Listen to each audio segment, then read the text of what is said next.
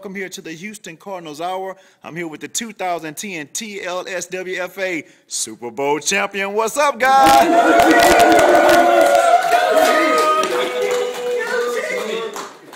Real quick, we're gonna start right here with the head of the Houston Cardinals, the owner, the president, Dr. Chris Borkins. How you doing, Chris? What's going on, Jim? Talk about the season, 6-6 on the season, but somehow you got in the playoffs and you took it one game at a time, and you come away with the Super Bowl championship. Got us through the season.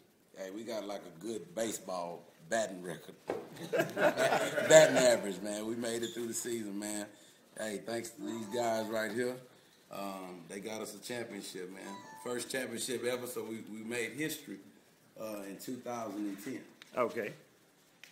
Well, tell me now, going into the season, did you really believe that the Cardinals had what it takes to win a Super Bowl? Man, I told these guys from day one when they came to the first meeting in October that we were going to win this championship, man. All they had to do was just stick around, and we had to get rid of some of the snakes that were slithering through this organization. Okay. And we did that. And once you weeded the snakes out for a period of time, it seemed like it was looking pretty bleak.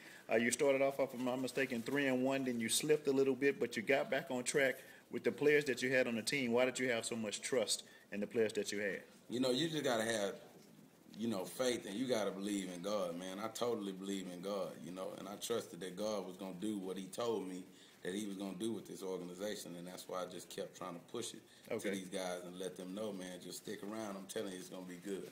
Now, they got in the playoffs.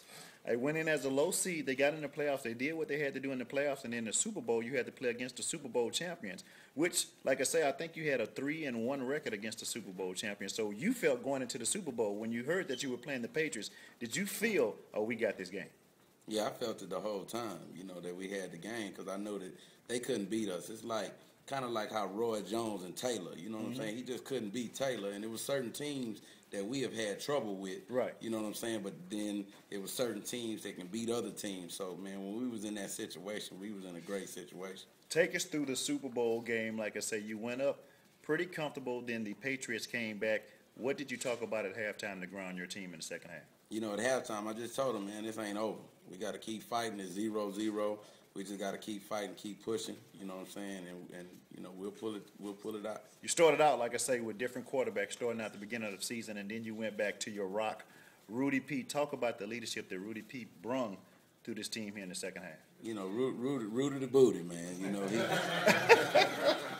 Rudy the Booty, man. He old faithful, man. You know how you just gotta pull out all your dogs, man. And these guys been with me for 4 years, man. I had to really utilize a lot of them in certain ways, man. So, Rudy came out there, got the MVP. Rudy the Booty. Stuck his booty out there, shook through some runs, and did his thing, man. That's why he ended up with the MVP, him and old Johnny. Juicy Hands. Juicy Hands Johnny. He got him a new name. Well, the player sitting right next to you also played a pivotal role at quarterback, playing at Texas A&M, playing at Willow Ridge, wearing a lot of tight muscle shirts. He got on one right now. Talk about the leadership skills that he brought to the team. The Twin brings a lot of leadership to the team because he's actually a coach that's still playing on the field. A lot of these older guys that are out here, man, they're actually coaches. They're just playing on the field. Big Tracy. You got Greg, you got Buck. I mean, you got a lot of guys that are veterans that have been in this game for a long period of time, since Little League, in the 30-plus club. Okay, all right. You know what I'm saying? 30-plus club, 40-plus club, too. But, you got a lot of coaches that are playing the game still, man. So just their motivation, I think, motivated some of these young guys, step up to the plate. But, hands down, man, we was just hungry. Okay. We was very hungry, and we had an opportunity to eat, so we went out there and ate that night. Let's talk to the quarterback right here, my man. How you doing, Ty Shirt? I'm doing great. Talk about the team this year. Went through a lot of turmoil. Like I said, you started out with a lot of players. You dwindled down. How did the Cardinals stay afloat? Well, let this record be a testament of how the season went. 6-6. It's not great, but we'll take it.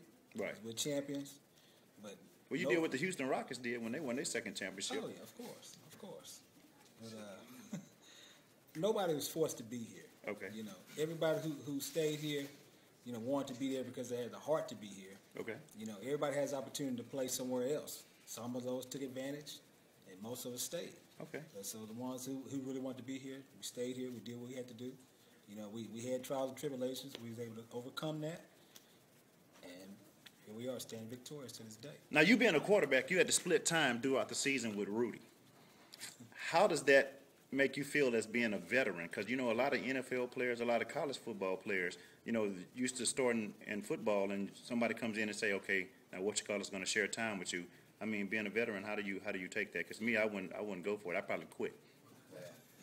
But I'm not a football player. We had a lot of those guys that did that. Okay. They feel as though they didn't get enough time that they so quote unquote deserved. Like one of the players for the Beast, huh? Exactly. Like several of the players. Okay. All right. But no, like what I tell Rudy and all the other guys that's coming up along. I've had my time. I've enjoyed it. This is for you guys. If these guys are just are what I call coachable, okay, they can listen, because I've been in this situation before time and time again. If you just listen to what I can say, we'll get through it. Okay. And all the ones who's able to listen to and take constructive criticism, those are the ones who've been successful. Okay, well, let's see if his brother can talk just as professional as him. He's another one to be wearing these Jamie Foxx tight shirts. How you doing, Candy, man? What's up, man? I'm doing well. Hey, world. Talk about... We'll be right back.